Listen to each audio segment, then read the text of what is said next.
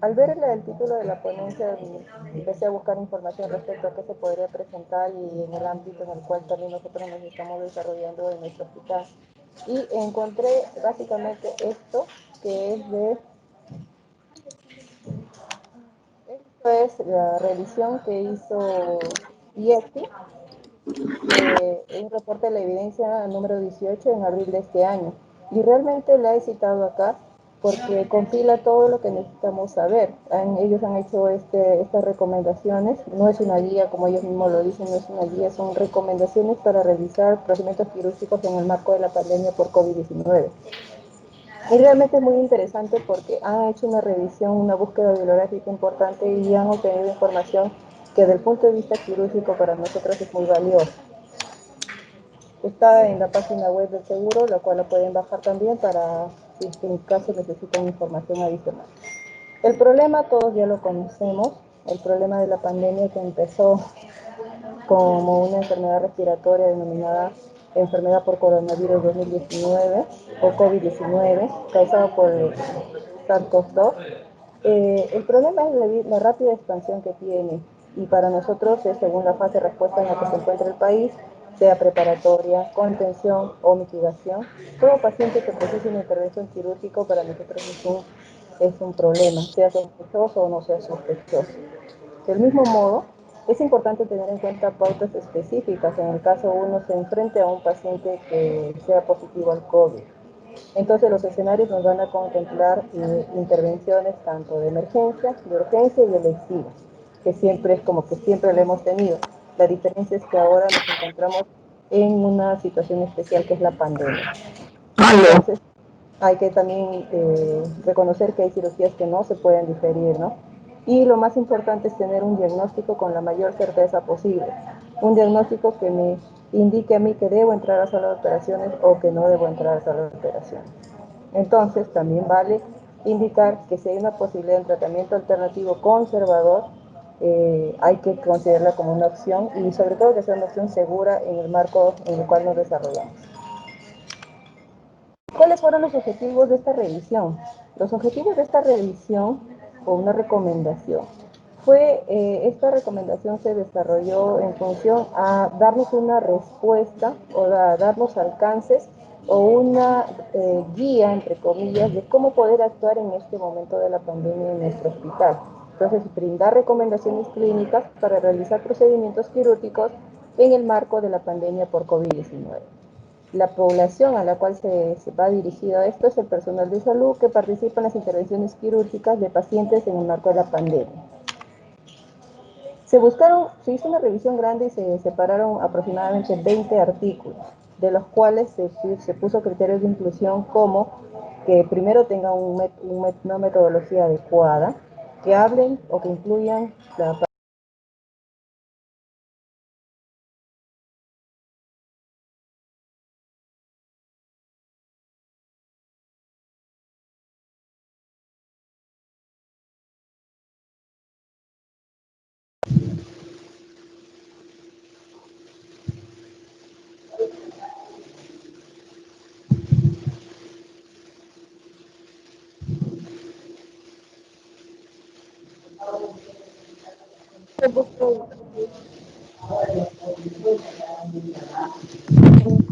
¿Se escucha?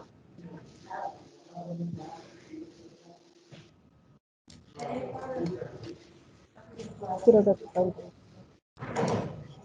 Mucha ruido, deficiente. Un segundito, estamos viendo la pantalla. ¿Se escucha? Sí, pero hay un ruido de fondo, como que están conversando, moviendo cosas. Ah, bueno, aquí no es, aquí no es.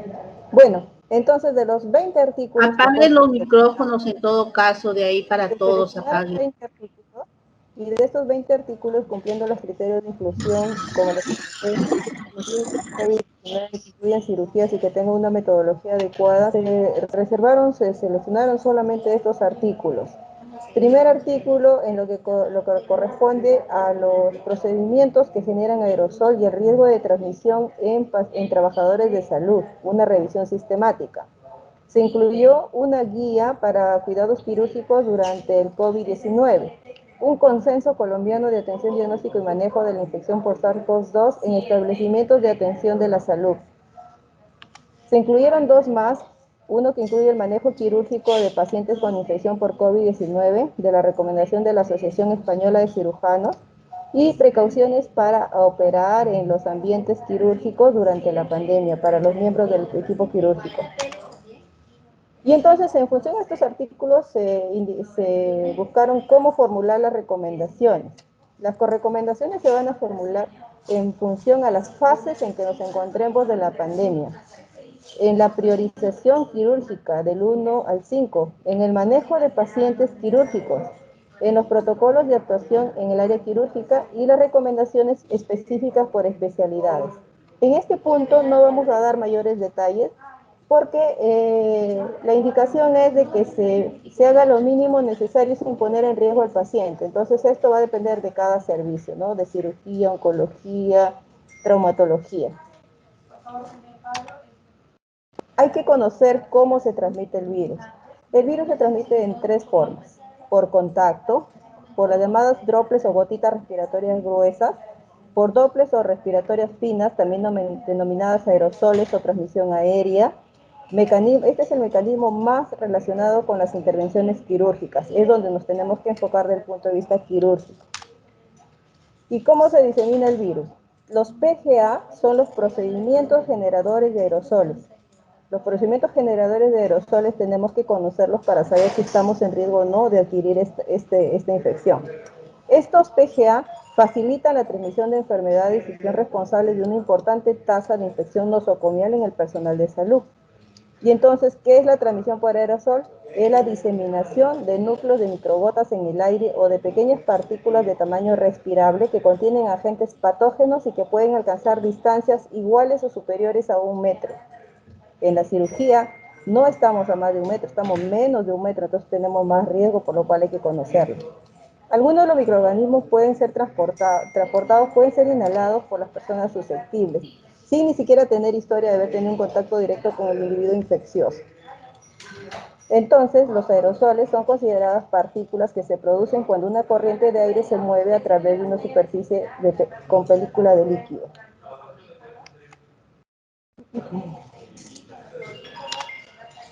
Esta es una clasificación de la Sociedad Colombiana de Cirugía, de la Asociación Colombiana de Cirugía, que nos va a clasificar a los procedimientos generadores de aerosoles en dos grupos: aquellos procedimientos generadores de aerosoles dentro del quirófano y aquellos procedimientos potencialmente generadores de aerosoles.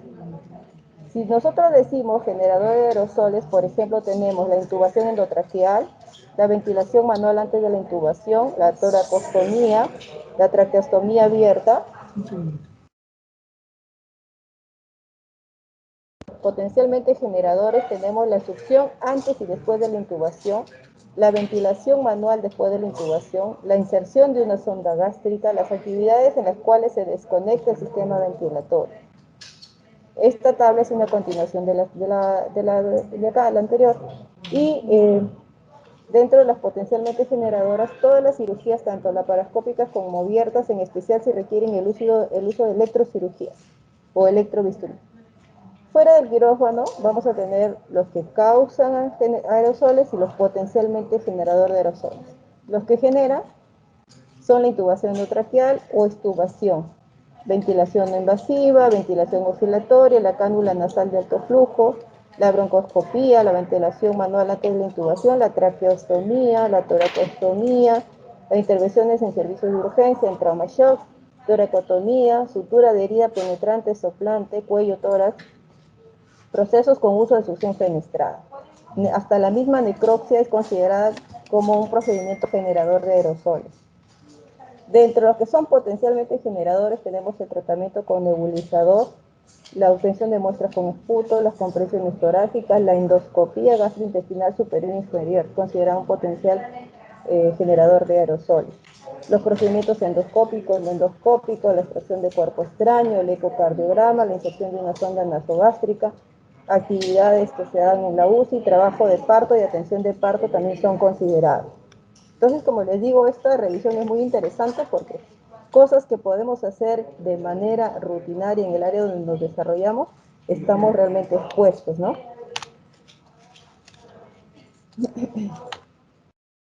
Y en relación a la cirugía laparoscópica es un PGA o un procedimiento generador de aerosoles que genera más partículas de aerosol por la necesidad de realizar un neumoperitoneo. El uso de la energía también aumenta el riesgo. El aerosol de baja temperatura que genera el armónico no inactiva los componentes celulares. La apertura de las válvulas también nos pone en riesgo y la extracción de piezas quirúrgicas que generan más neumoperitoneo también, ¿no? También cuando estamos en el in situ en la cirugía, también tenemos momentos en los cuales podemos estar expuestos y miren la cantidad de las partículas. Por ejemplo, el electrocauterio produce partículas de 0.07, menores a 0.01. La ablación con láser de 0.3 y con bisturí armónico 0.35 a 6.5.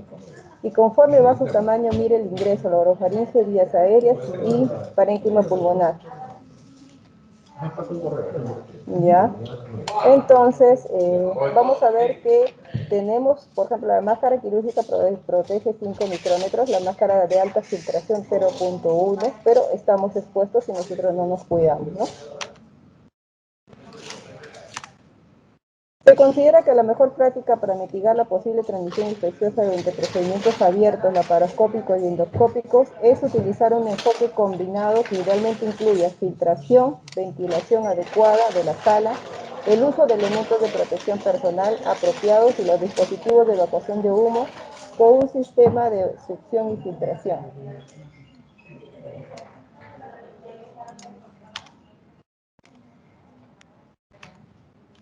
Entonces, nosotros tenemos que saber determinar en qué fase estamos, y este cuadro es muy interesante.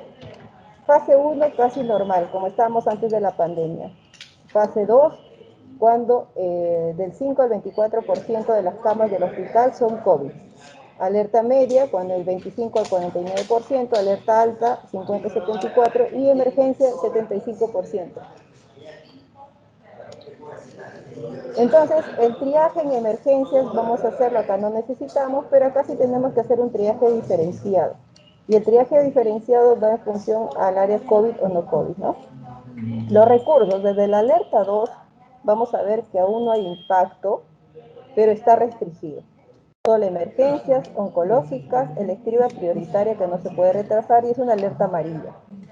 La alerta media, hay impacto ya en los recursos, en la hospitalización y la UCI reservada por la pandemia, y está restringido solo a emergencias y pacientes oncológicos en las cuales no podemos diferir el tratamiento porque su supervivencia entre los próximos 3 meses se compromete, o pacientes que no pueden someterse al tratamiento neoadyuvante para retrasar los procesos quirúrgicos, pacientes que no conllevan estancias largas en UCI. El alerta 4 o alerta amarilla también tenemos del 50 al 74% de camas ocupadas y y hay impacto en los recursos, tanto profesionales como camas UCI, y solo se restringe a emergencias. Y la fase o el escenario 5, tenemos que hay impacto clave en los recursos, ya no solo profesionales de camas, sino también los recursos quirúrgicos y medicamentos, ¿no? Entonces, se restringen las emergencias, pacientes que no pueden sobrevivir si la cirugía no se realiza en unas pocas horas. Entonces, nosotros hemos empezado tanto de la fase 2 hasta lo que es la fase 4. En lo que es cirugía, aún todavía no estamos en esta fase, pero creo que si seguimos así podemos llegar a eso, ¿no? En el área de oncología hemos operado, estamos operando pacientes que reciben quimioterapia neoadyuvante, que la cirugía es determinante en su evolución. Hemos operado emergencias, sangrantes, la cirugía que más hemos operado es cáncer de mama. Si nosotros describimos el equipo de protección, todo personal de salud tiene que tener un equipo de protección, y entonces vemos que se debe tener un gorro que cubra completamente el cabello, si es que tenemos cabello largo, y reduce las molestias y duración del cuello. Tenemos que tener un respirador tipo N95, ya se saben las características de cada respirador. Se dice que no se debe utilizar respirador sin válvula. ¿Por qué? Porque no protege al al paciente, ¿no? Entonces, si se usara, hay que usar una protección adicional, tipo una máscara simple, ¿no? Lentes o protectores faciales es fundamental. Al realizarse un procedimiento es fundamental cubrirse los ojos de pantalla completa. No protege los aerosoles, pero es necesario cuando existe riesgo de salpicaduras, ¿no? Es una alternativa a usar gafas protectoras o colocarse sobre ellas alguna protección. Esto es importante especialmente para manejar la vía aérea en los anestesiólogos, por ejemplo, ¿no? Un mandilón descartable, guantes de látex, calzado exclusivo para la zona o cubre zapatos. Una vez colocado el EPP, se realizará el lavado quirúrgico con productos a base de alcohol, guantes de nitrilo y se colocará sobre el EPP el equipo estéril necesario para la intervención quirúrgica, bata y guantes estériles.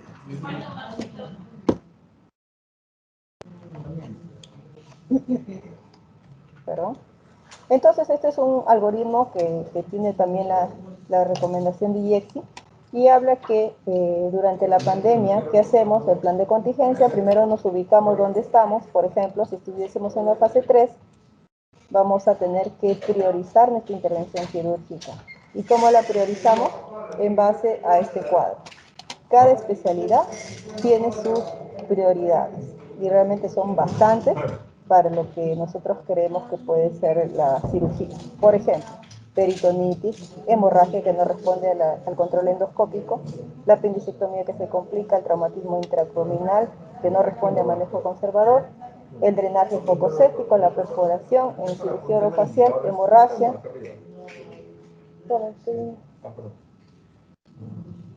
infecciones dentales, dislocación de la articulación temporomandibular, quemaduras graves, químicas, fascitis necrotizante, urología, la obstrucción renal, trauma renal, en traumatología, fracturas abiertas, en otorrino, de la vía aérea, traumatismo encefalocraniano, cirugía torácica, infarto miocardio, inminente de muerte, ruptura bronquial, cirugía vascular. Como ven, hay un montón de urgencias, por lo cual sala de operaciones, como zona crítica, pues que ojalá no llegue a estar en cero. Lo que corresponde, por ejemplo, a tumores malignos también, tenemos acá, les he puesto los cuadros básicamente para que ustedes lo puedan también leer, porque realmente es No se bastante. escucha ni se Y, ve ni nada. por ejemplo, acá tenemos cáncer de mama con receptor de estrógeno, también está considerado una de las prioridades, ¿no? De manejo quirúrgico. Ahora su conferencia se escucha interferida por ruido. Y cómo yo los priorizo. Pongo prioridad 1A, 1B, 2, 3, 4. ¿Y qué significa esto? Prioridad 1A es una emergencia, requiere cirugía dentro de las primeras 24 horas. 1B es una urgencia, requiere cirugía dentro de las 72 horas, 3 días. Prioridad nivel 2, cirugía puede Por ser favor, diferida hasta 4 participantes, apaguen hasta sus un mes. micrófonos. Por Prioridad 3, favor. la cirugía puede ser diferida hasta 3 meses. Prioridad 4, la cirugía puede ser diferida hasta más de 3 meses. Este ejercicio tenemos que hacerlo porque, según la lista de pacientes en espera que tenemos que aplicarlo e ir seleccionando cuáles podrían operarse o deben operarse, ¿no? Y tiene un fundamento técnico, ¿no? Y entonces, una vez que hemos priorizado al paciente, vamos a ver qué prioridades 2, 3, 4, diferimos el tratamiento quirúrgico, pero nos quedamos con el 1, el 1A y el 1B. Hay que tener medidas generales preoperatorias, se debe priorizar el tratamiento no quirúrgico. Por ejemplo, si tengo un cáncer de cervix, en la cual le puedo ofrecer quimioterapia o radioterapia versus la cirugía, pues una cirugía larga, se debería optar por esto, ¿no? Se debe elegir la mejor vía de abordaje quirúrgico siempre que se cuente con todos los recursos necesarios para disminuir el riesgo de contaminación. Todo el personal debe usar el EPP para procedimientos generadores de aerosoles. Una vez que yo he hecho las medidas generales preoperatorias, debo realizar la prueba rápida. La prueba rápida o idealmente hace un mes tuvimos una reunión de la Sociedad de Ginecología Oncológica con Chile, Argentina y México y realmente su realidad es similar a la nuestra, pero la diferencia es que ellos hacen prueba molecular.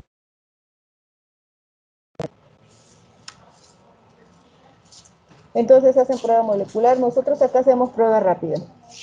También se hace prueba molecular cuando En algunos casos se necesita, pero generalmente entramos con prueba rápida. Si el resultado es positivo, se establece caso sospechoso confirmado de COVID, se dan las medidas postoperatorias, se plantea si de repente la cirugía se puede esperar o no. Si no se puede esperar, tiene que operarse. El manejo postquirúrgico con inclusión cuidadosa del tratamiento para el COVID según los protocolos institucionales sectoriales. Se puede diferir el uso de algunos fármacos a criterio médico según la condición del paciente y el procedimiento quirúrgico realizado. Si el resultado es negativo o la prueba no la tengo disponible, acá nos habla de realizar un cuestionario. Esto es lo que dice la guía o la revisión que se ha hecho, o una radiografía de tórax y TAC de tórax. Nosotros estamos entrando con prueba negativa y tomografía de tórax negativa. Con estas dos pruebas se nos está pidiendo para ingresar a sala de operación. No hacemos el cuestionario como una medida que reemplaza esto. Si está todo negativo, medidas postoperatorias según los protocolos habituales. Si alguno es positivo, volvemos a este nivel, se establece caso sospechoso y se maneja de acuerdo a ello.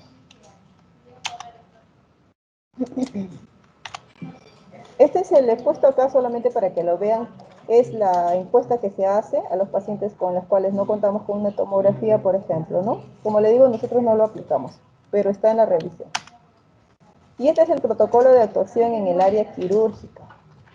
Ya vamos a terminar y, bueno, creo que esto de acá es un cuadro muy esquemático.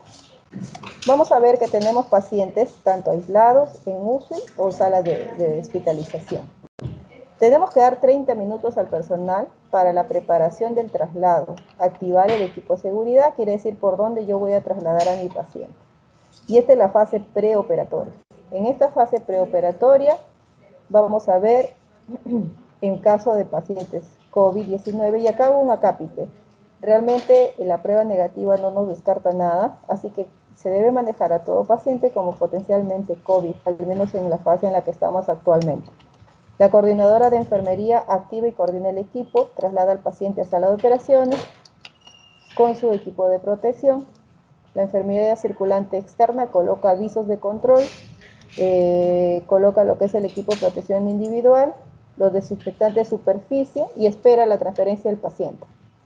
La enfermera en quirófano, la instrumentista más la circulante interna, tiene que equiparse, preparar sala, el instrumentista tiene que lavado quirúrgico, el circulante prepara las mesas de instrumental, todo esto antes que ingrese el paciente.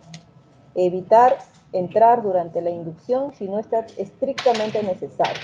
Entonces, en la sala de operaciones solamente debe estar la enfermera circulante interna, la enfermera instrumentista y el anestesiólogo.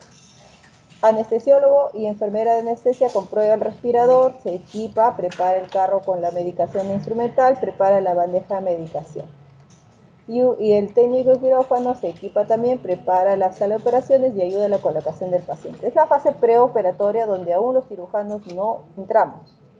Igualmente en la sala de operaciones se recomienda que debe haber un área de entrada y un área de salida. Por eso es que nosotros que estamos operando en INCOR tenemos un área donde entramos, no podemos.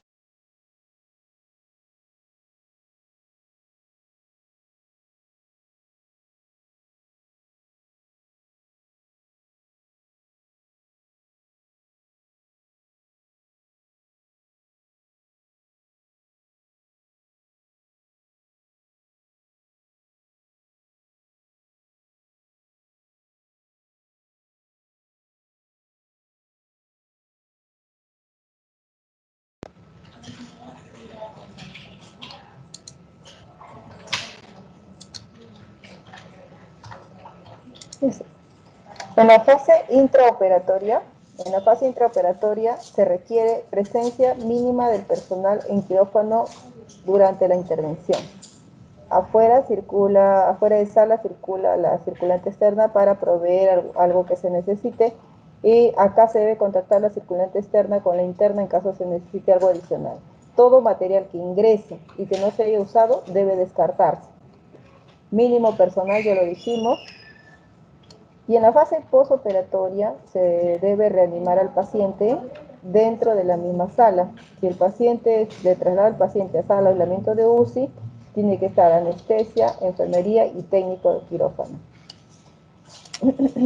Luego se tiene que desinfectar la mesa quirúrgica, se retira secuencialmente el EPI y colocación de nuevo material de protección. Se recomienda ducharse después de la intervención.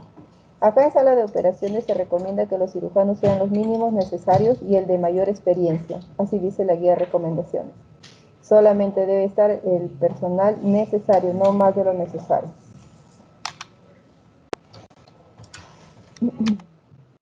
Y esto es como para concluir qué recomendaciones se puede dar en respuesta quirúrgica al COVID-19. Primero, la protección del personal es importante. Mínimo número de profesionales de la salud en la sala quirúrgica. Todos con equipo de sala quirúrgica deben estar con EPP. Racionalización de servicios, diferir aquellos casos selectivos que puedan esperar 3 meses o 4 meses con una recomendación. Reducir el contacto con mínima cantidad de personas, igual no puede haber visitas en la sala de hospitalización, cercanos a las consultas también. Reuniones virtuales, se prefiere la teleconsulta. En lo que corresponde a la laparoscopía, baja evidencia sobre el riesgo. Según esta revisión, esta recomendación, la evidencia es baja sobre el riesgo que tiene en cirugía mínimamente invasiva. Se ha comprobado sí sus beneficios en la estancia y menores complicaciones, pero se debe contar con dispositivos adecuados para filtrar el CO2, con filtros de presión negativa. Y si no se cuenta, pues aún no hay evidencia de que tampoco esté a favor, ¿no? Minimizar el uso de dispositivos de energía y medidas prácticas, el consentimiento informado sobre el riesgo. Paciente que ingresa con prueba negativa no significa que no lo tenga, entonces debe hacerse firmar un consentimiento informado sobre el riesgo de adquirir el COVID-19 durante su estancia hospitalaria. Todo paciente quirúrgico se debe establecer su estado COVID por la prueba rápida o la prueba molecular. Establecer e implementar una sala quirúrgica para COVID alejada de las otras salas y con las condiciones que debe requerir una sala, la presión negativa sobre todo. La endoscopía, todo personal que haga endoscopía tiene que usar EPP y priorizar solo los casos que sean considerados emergencia.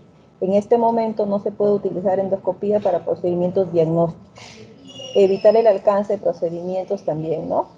Entonces, todo aquello que incluye resección de mucosa o disección endoscópica de su mucosa. Yo creo que este cuadro nos enfoca todo lo que tenemos que saber sobre nuestra respuesta quirúrgica en este momento de pandemia.